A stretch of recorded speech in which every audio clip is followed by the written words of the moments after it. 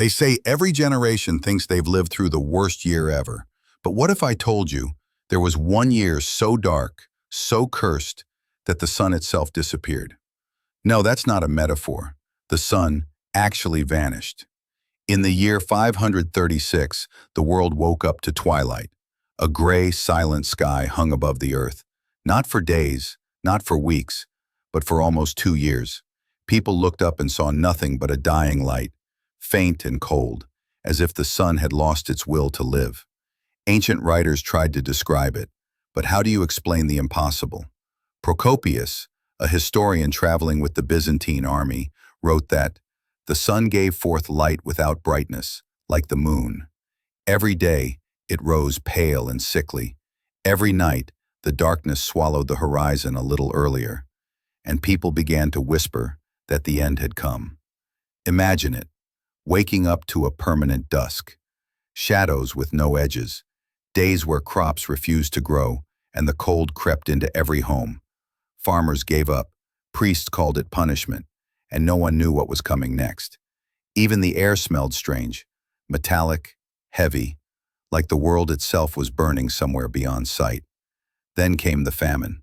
Grain spoiled, fruit shriveled before it ripened. The wine, even the wine, turned sour. In China, it snowed in summer. In Ireland, they called it the year of bread failure. And in Constantinople, where the great empire once shone like gold, the streets began to fill with silence. Now, before continue, hit subscribe. People thought the gods were angry.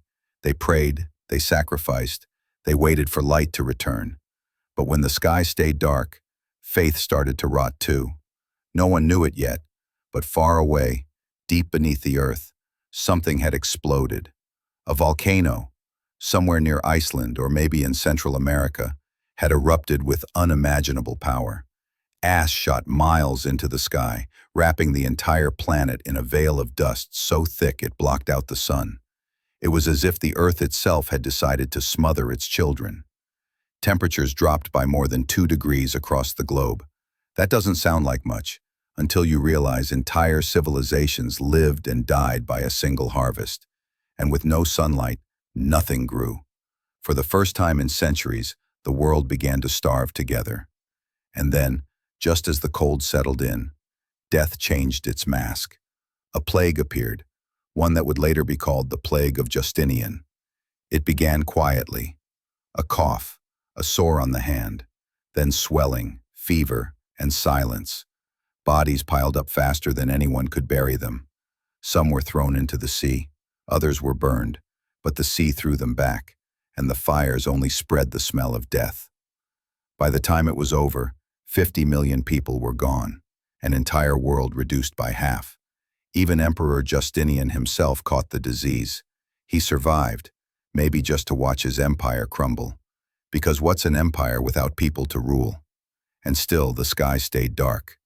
In China, dust fell from the clouds like rain, yellow, gritty, endless.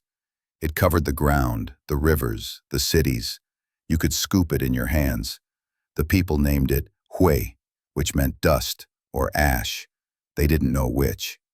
In Peru, rivers overflowed, flooding villages that had once been gardens. 80% of the people died. In the Middle East, entire armies vanished, not from battle, but from hunger. And across Europe, survivors whispered that the sun had been taken away by demons. Centuries later, scientists would find the truth frozen inside glaciers, particles of ash trapped in ice from the year 536.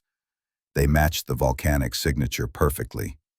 The mystery of the disappearing sun, finally solved. But back then, nobody had answers. Only fear, only night. Still, humans kept going. That's the part we always forget. We adapt, even when the world ends. When the food ran out, people learned to grind bark into flour. When the wine spoiled, they drank rainwater. When the light disappeared, they worked by fire. The plague took families, villages, kings, but not hope, not completely. Because slowly, over the years, the light began to return. A pale yellow at first, then orange, then, one morning, The sun finally rose bright again, as if the planet had taken a long breath and decided to live. By the late 500s, silver coins started appearing again across Europe. Trade reopened, markets buzzed, children played outside, civilizations rebuilt. The world began to remember what warmth felt like. Historians today still call it the worst year to be alive. But maybe, for the people who survived it, it was also the year they learned what it means to endure. Because even after the sun vanished, even after disease and famine, humanity refused to disappear. We rebuilt our cities, relit our fires, and stared back at the sky that once went dark, as if to say, we're still here. Subscribe if you like this story.